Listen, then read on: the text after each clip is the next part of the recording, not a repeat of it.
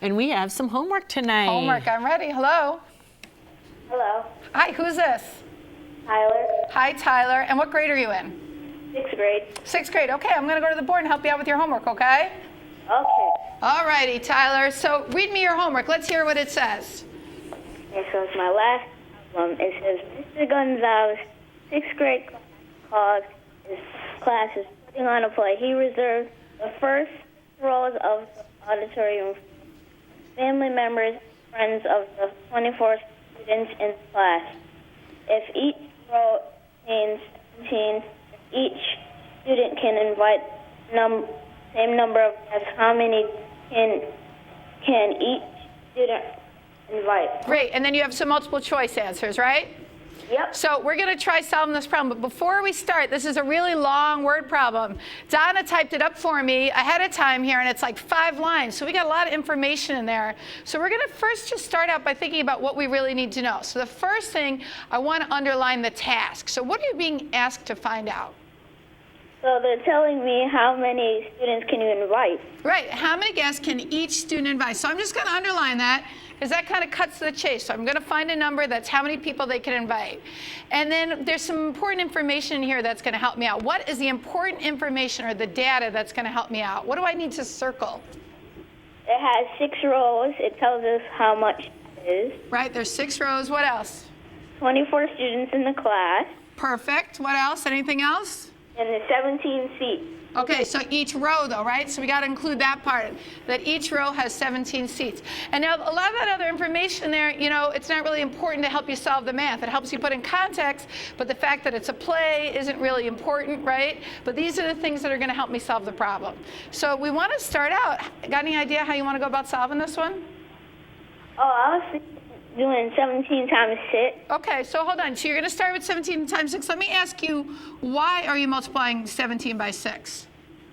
Because there's 6 rows, Right?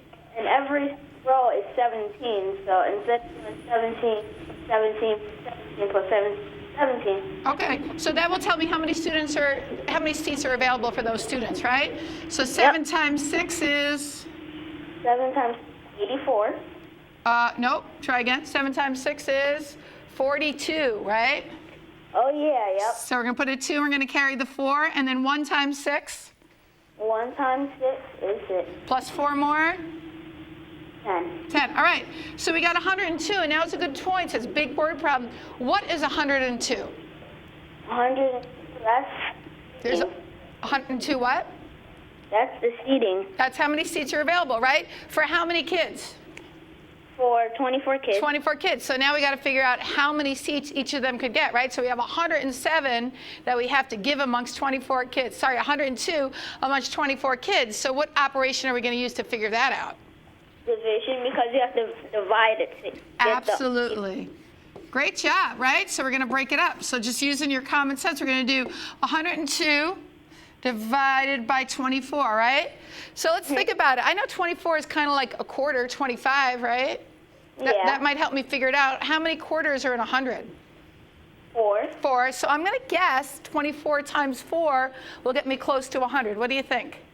Yeah, it probably will. Probably. Let's try it out. So we're going to try it over here on the side. We got lots of room to multiply. 24 times 4. All right, what's 4 times 4? 16. 16. We write the 6, carry the 1. 2 times 4?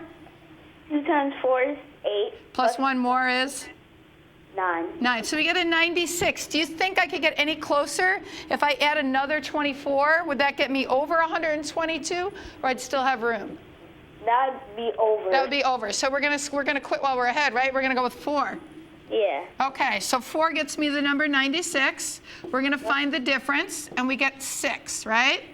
Yep. So what is that 6? What is that 4 and that 6 representing in this story? It's representing how many students there are. So remember we're trying to find out how many guests can each student invite, right? Yeah. So if there are 102 seats divided by 24 kids, each student can invite 4 people, right? Yep. What about the 6? What does that have to do with the story? It's how many left over. That's how many people. That's right. That's how many left over. There will be 6 blank seats. So if the teacher says it has to be fair, everybody only gets 4, right? Then there's going to be 4 people will have the seats, and there'll be 6 seats left over, okay? So we're going to circle our answer. The answer is C. And thanks for calling, Tyler. That was a really great question. Okay. Good night.